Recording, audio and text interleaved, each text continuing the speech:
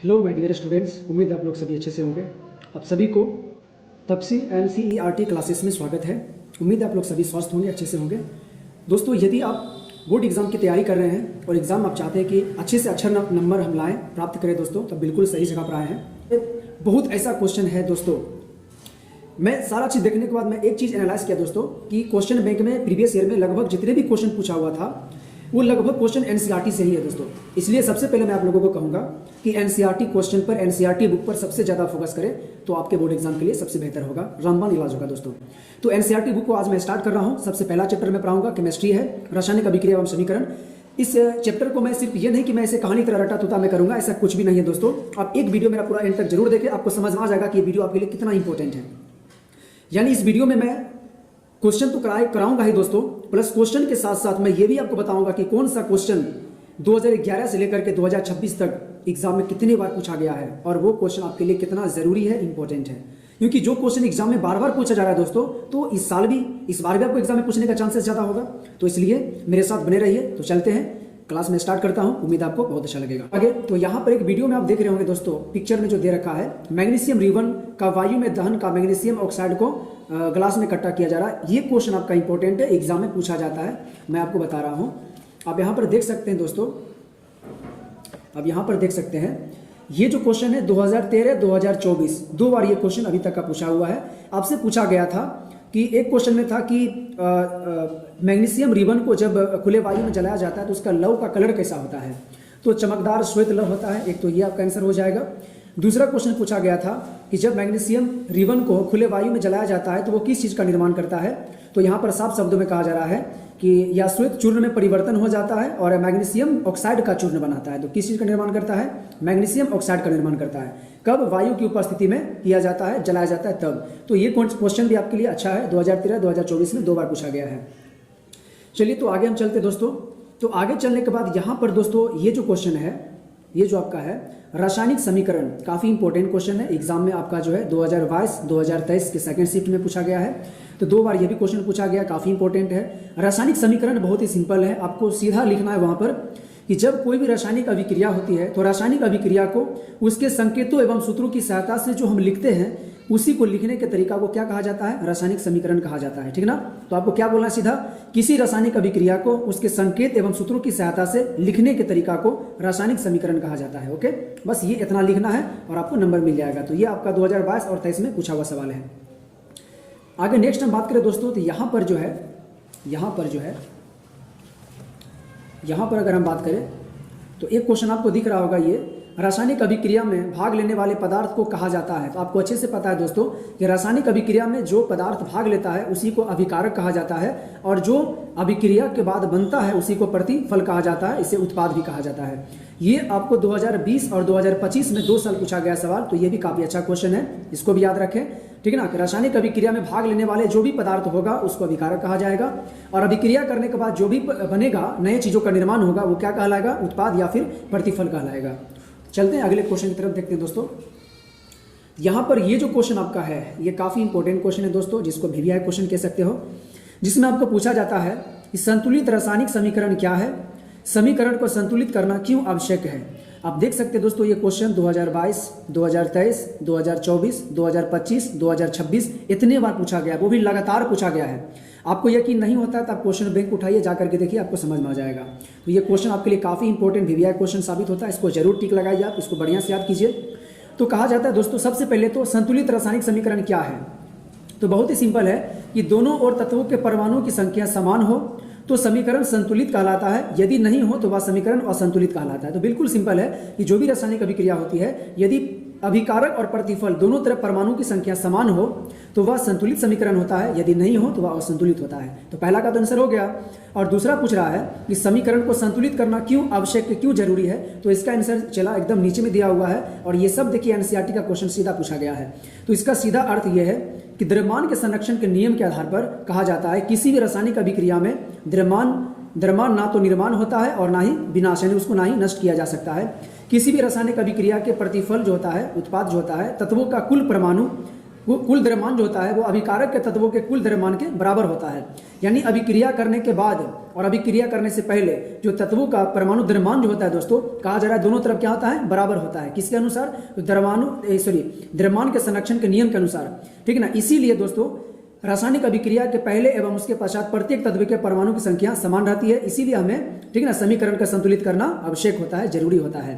तो ये लाइन को आप जरूर बढ़िया से याद कर ले, काफी इंपॉर्टेंट है, क्योंकि देख रहे लगातार एग्जाम में पूछा गया सवाल है, तो आपके लिए काफी इंपॉर्टेंट है।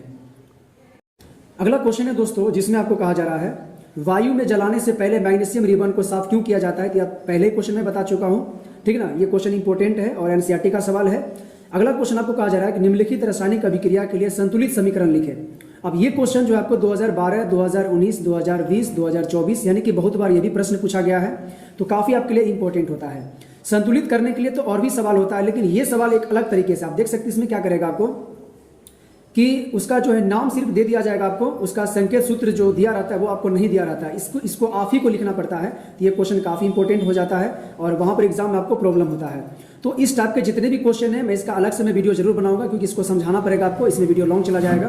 तो मैं अभी सिर्फ बता रहा हूँ कि ये सारे क्वेश्चन इंपॉर्टेंट है और जो समझाने वाला मैं समझाते चला जाऊंगा। लेकिन संतुलित रासायनिक समीकरण जो है इसका मैं अलग से एक वीडियो बनाऊंगा जो काफी इंपॉर्टेंट है, ठीक ना। इसका वीडियो लॉन्ग जाएगा, इसलिए मैं भी इसको छोड़ रहा हूँ, लेकिन मैं जरूर बताऊंगा इसको। दोस्तों अगला क्वेश्चन है जिसमें कहा जा रहा है संयोजन अभिक्रिया क्या है। अब आपको मालूम होगा कि संयोजन अभिक्रिया को ही संश्लेषण अभिक्रिया भी कहा जाता है, इसी को योगात्मक अभिक्रिया भी कहा जाता है। अब ये क्वेश्चन देखिए एग्जाम में कितने बार पूछा गया है, 2018, 2019 का फर्स्ट शिफ्ट में, 2020 का फर्स्ट शिफ्ट में, 2021 के पहला शिफ्ट में, 2022 के पहला शिफ्ट में, 2023 के दूसरा शिफ्ट में। तो जो क्वेश्चन इतने बार पूछा गया एग्जाम में, आप अंदाजा लगाइए कि कितना इंपॉर्टेंट होगा। और है बहुत ही ईजी सवाल, ठीक है ना। सिंपल आपको कहा जा रहा है कि संयोजन अभिक्रिया क्या है।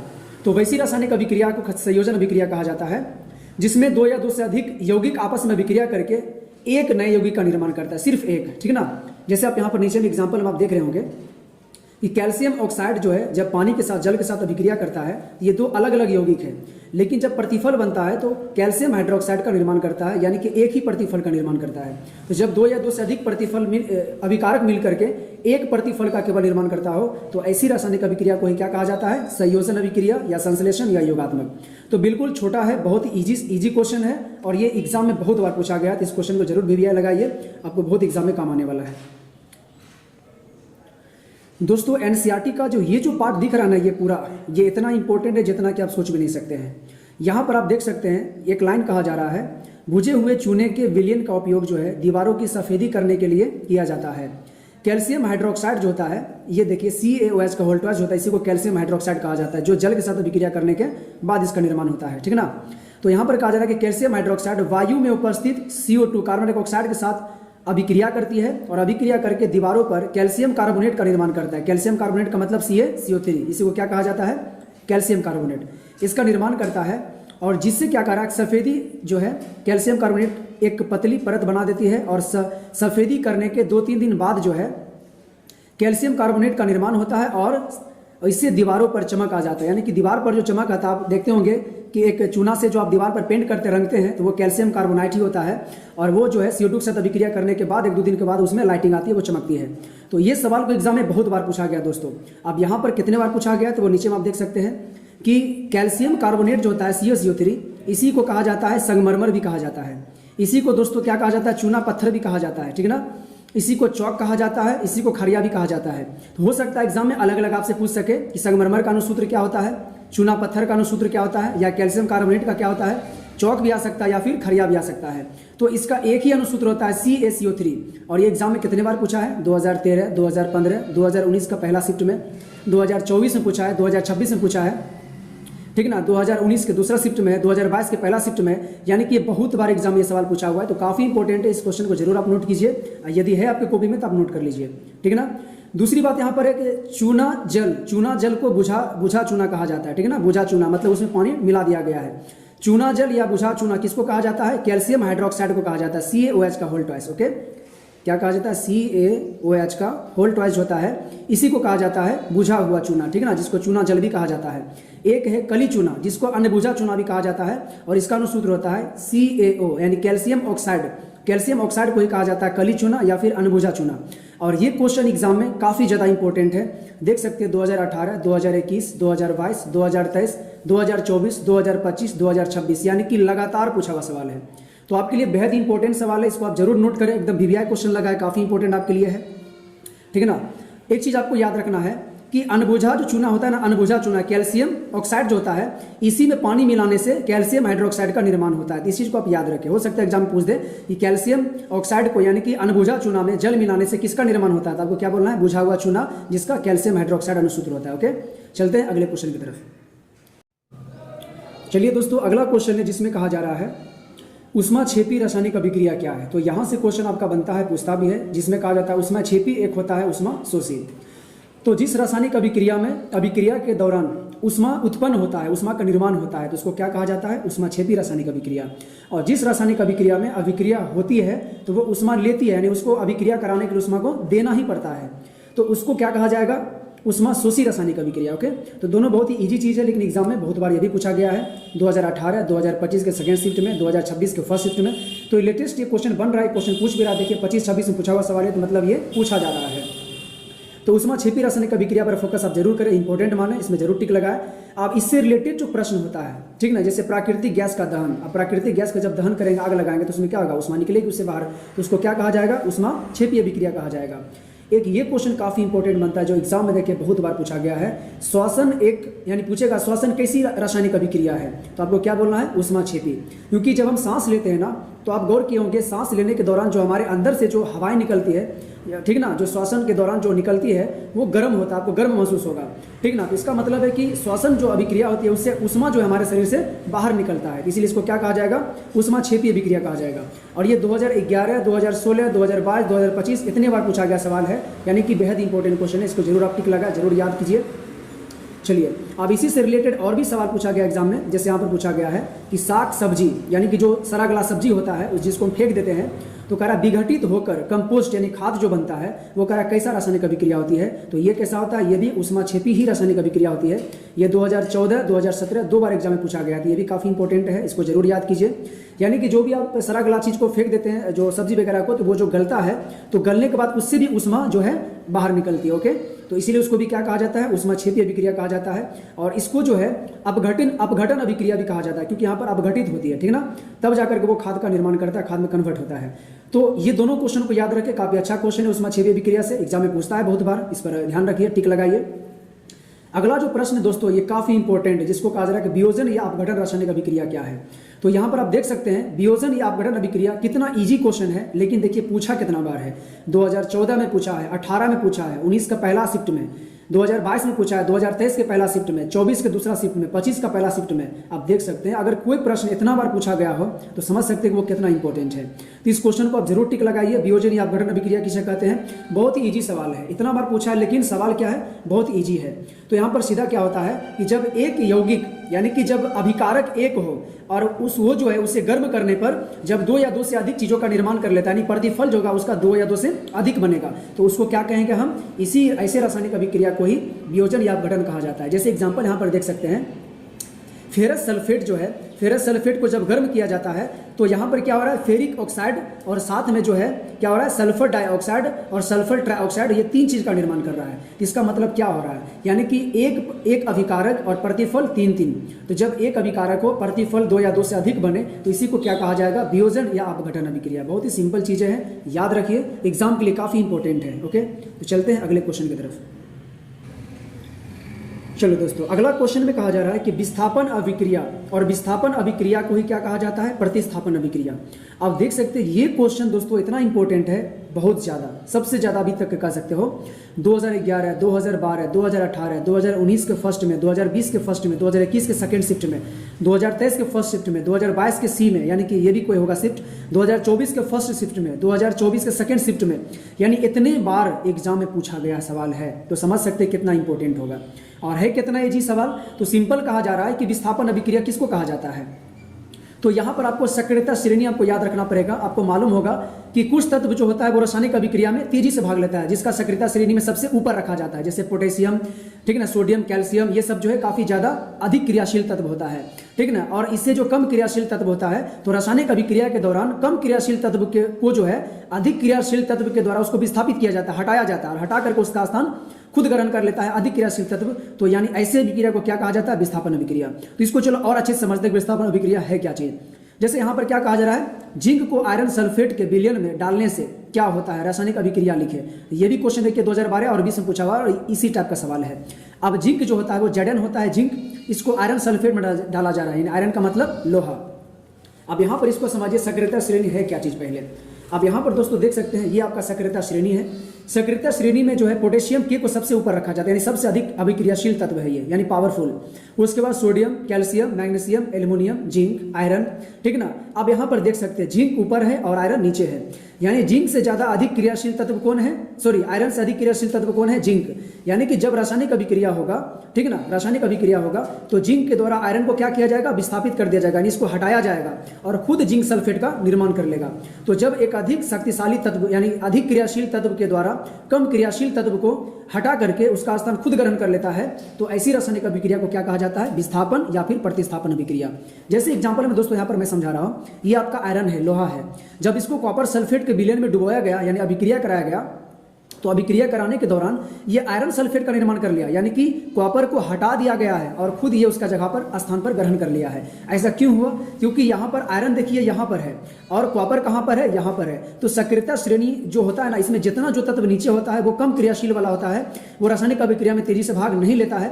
ऊपर वाला क्या होता है, अधिक क्रियाशील तत्व होता है। इसलिए आयरन जो है वो कॉपर से अधिक क्रियाशील तत्व है। यही कारण है कि आयरन जो है कॉपर को क्या करेगा, विस्थापित कर देगा और उसका स्थान खुद ग्रहण कर लेगा। तो जब भी इस प्रकार का अभिक्रिया आपको जहां भी दिखने को मिले कि एक अधिक पावरफुल के द्वारा एक तत्व को विस्थापित किया जा रहा है और उसका स्थान खुद ग्रहण कर लिया जा रहा है, तो इसे क्या कहेंगे हम, विस्थापन अभिक्रिया या फिर प्रतिस्थापन अभिक्रिया कहेंगे। तो उम्मीद आपको समझ में आ रहा होगा। ये क्वेश्चन काफी इंपॉर्टेंट दोस्तों, इसको आप जरूर लिखिए, जरूर नोट कीजिए। चलते हैं अगले क्वेश्चन की तरफ। अगला क्वेश्चन है दोस्तों जिसमें कहा जा रहा है कि द्विविस्थापन अभिक्रिया क्या है। तो द्विविस्थापन अभिक्रिया भी आपके लिए काफी इंपॉर्टेंट क्वेश्चन है। आप देख सकते हैं 2018, 2020 के फर्स्ट शिफ्ट में, 2023 के फर्स्ट शिफ्ट में, 2024 के सेकंड शिफ्ट में, इसमें बहुत सारा बार क्वेश्चन ये भी पूछा गया था। ये भी क्वेश्चन आपके लिए क्या है, काफी इंपॉर्टेंट है दोस्तों। तो द्विविस्थापन अभिक्रिया किसे कहते हैं, तो जानते हैं, बहुत ईजी है, बहुत ईजी।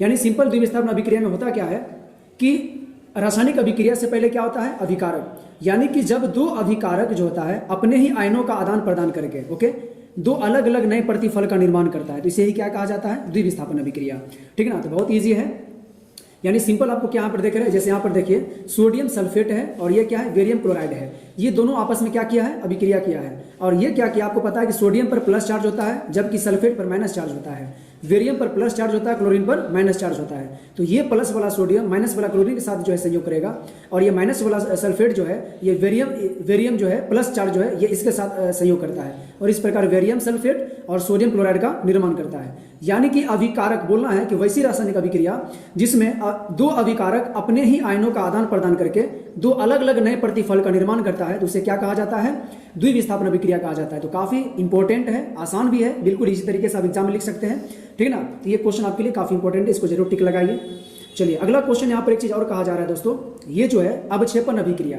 तो अवक्षेपण अभिक्रिया भी 2019 के सेकेंड शिफ्ट में, 2026 के सेकेंड शिफ्ट में पूछा हुआ क्वेश्चन है, इसको भी आप नोट कीजिए, ध्यान दीजिएगा। अवक्षेपण अभिक्रिया, तो सिंपल यहाँ कहा जा रहा है कि जब दो तरल आपस में अभिक्रिया करता है तो उसमें से जो ठोस के रूप में प्राप्त होता है, ठीक ना, ठोस के रूप में, उसी को क्या कहा जाता है, उसी को कहा जाता है अवक्षेप, ठीक है ना, वही अवक्षेप बनता है।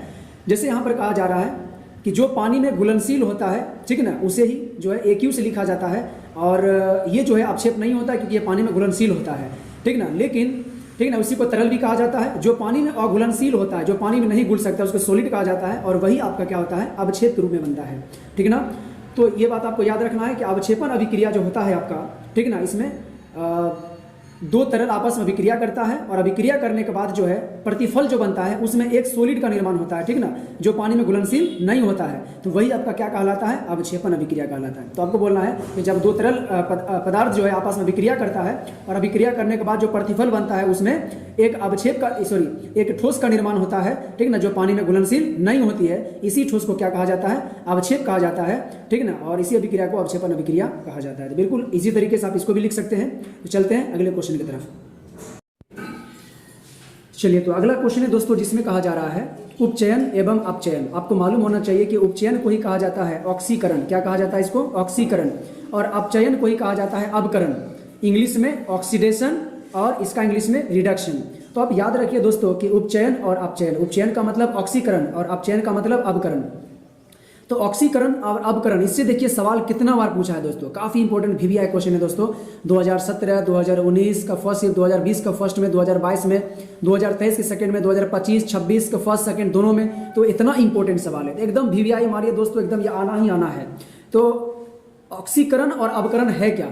तो दोस्तों ऑक्सीकरण उसको कहा जाता है यानी कि जिस तत्व से ऑक्सीजन का संयोग होता है, यानी जिस तत्व में ऑक्सीजन जुड़ता है तो उस तत्व का ऑक्सीकरण होता है, और जिस तत्व से ऑक्सीजन का निष्कासन होता है, ह्रास होता है, यानी उससे निकलता है, उसको क्या कहा जाता है, उस तत्व का अवकरण होता है। ओके, तो यही चीजें हैं। आपको एग्जाम में कैसे सवाल पूछेगा वो ध्यान से देखिएगा।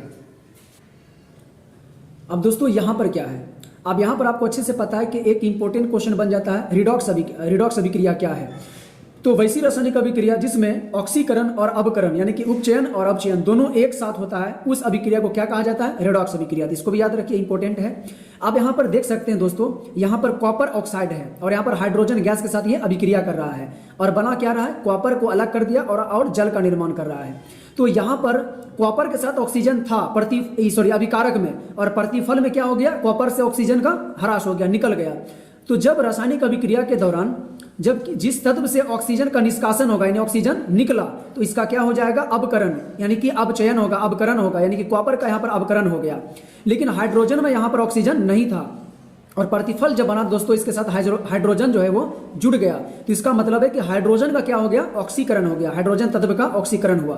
तो यही आपको एग्जाम में पूछेगा, अभी समीकरण दे देगा, आपको पूछेगा कि किसी तत्व के साथ ऑक्सीजन का संयोग होना कौन सा क्या कहलाएगा, संयोग होना कहलाएगा उपचयन यानी कि ऑक्सीकरण, और ह्रास होना क्या कहलाएगा, जिस तत्व से ऑक्सीजन निकलेगा उसका क्या होगा, अवकरण होगा, जिसको हम लोग कहते हैं अपचयन। ठीक ना, तो याद रखिए, काफी इंपॉर्टेंट है, बहुत इजी है लेकिन इंपॉर्टेंट है, इसको जरूर आप याद रखिए ऑक्सीकरण और अवकरण के बारे में। तो चलते हैं अगले क्वेश्चन की तरफ।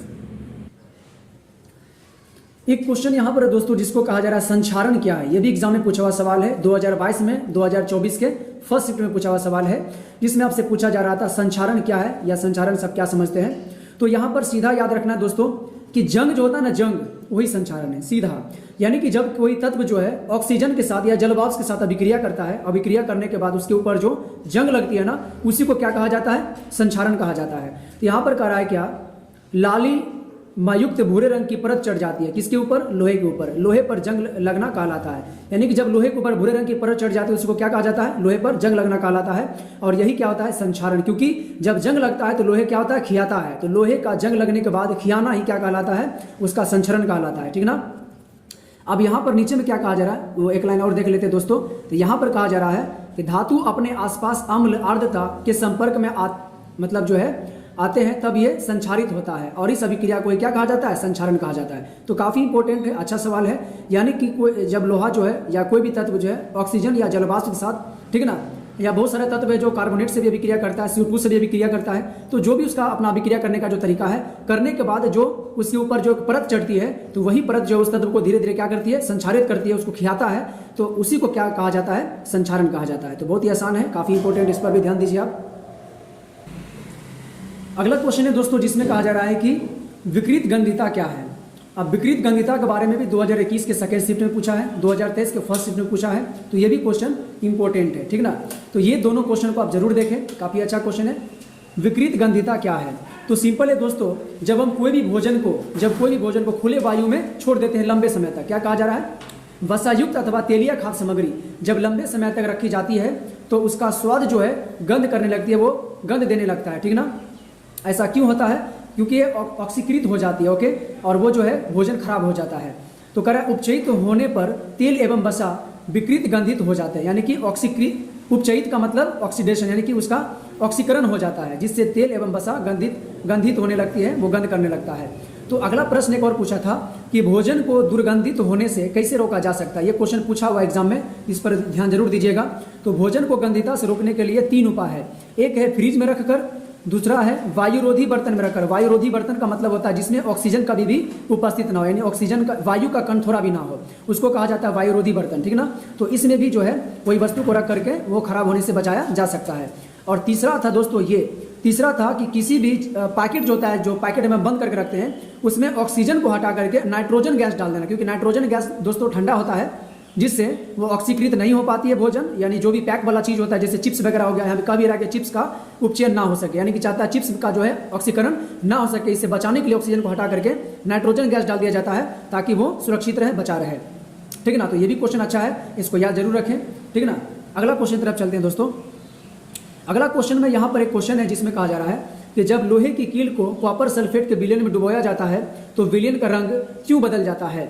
ये क्वेश्चन 2019 के द्वितीय शिफ्ट में पूछा है, ज़्यादा तो नहीं पूछा, लेकिन एक बार ये क्वेश्चन पूछा हुआ सवाल है, लेकिन अच्छा सवाल है। तो सिंपल है, लोहे की कील क्या होता है दोस्तों, आयरन लोहा होता है, और कॉपर सल्फेट का मतलब क्या, CuSO4, यानी कि आयरन हो गया, ये CuSO4 हो गया, आयरन सल्फेट। जब इसमें डुबाया जाता है तो होता क्या है दोस्तों, यहाँ भी वही हाल है, विस्थापन अभिक्रिया, यानी कि आयरन जो होता है वो कॉपर से अधिक क्रियाशील तत्व है, अभी जस्ट हमने बताया था।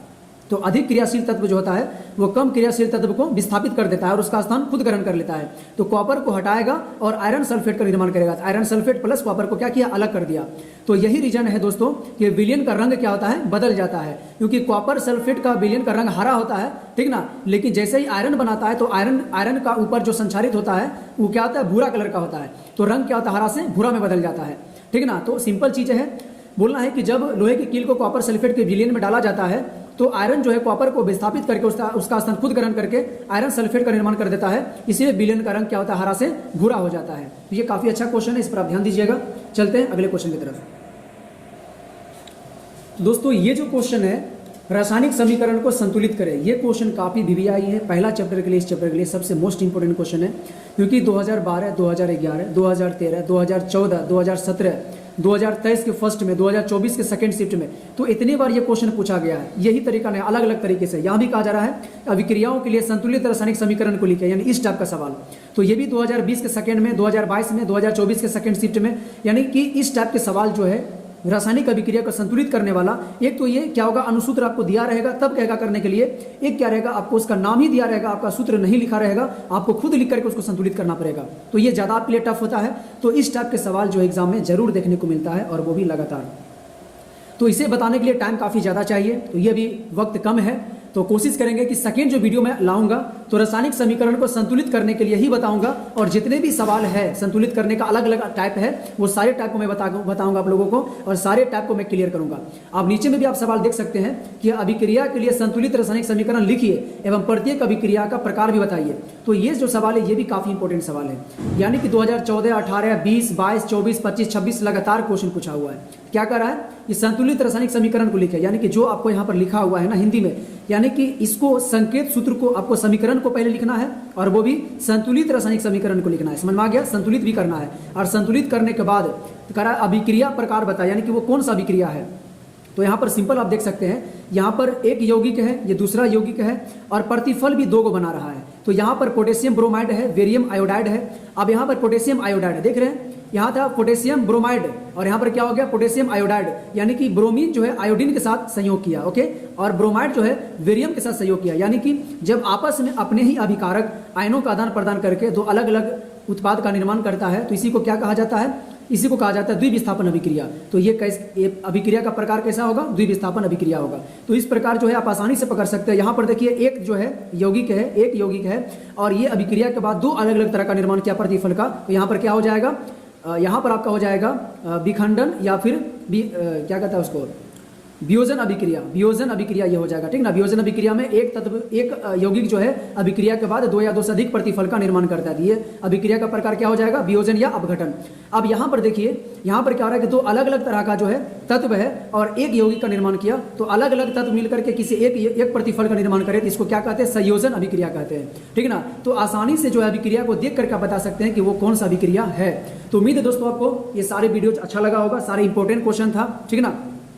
तो इस टाइप का यदि क्वेश्चन आप चाहते हैं कि और भी सब्जेक्ट का मैं बनाऊं अलग अलग तरीके जितने भी क्वेश्चंस है, तो चैनल को सब्सक्राइब जरूर करें, हमसे जुड़े और अपने दोस्तों को भी जरूर शेयर करें दोस्तों, ताकि मैं इस टाइप की वीडियो और भी मैं बना सकूं, आपके लिए ला सकूं। ओके, तो फिर मिलते हैं आप लोगों से अगले वीडियो के साथ। जितने भी ये जो है संतुलित रासायनिक अभिक्रिया करने वाले, ये आप छूटा हुआ ये हमने नहीं बताया, तो अगले वीडियो में मैं ये जरूर मैं बताऊंगा एक एक क्वेश्चन। ठीक ना? तब तक के लिए स्वस्थ रहिए, बढ़िया रहिए। फिर मिलते हैं अगले वीडियो के साथ। जय हिंद, जय भारत।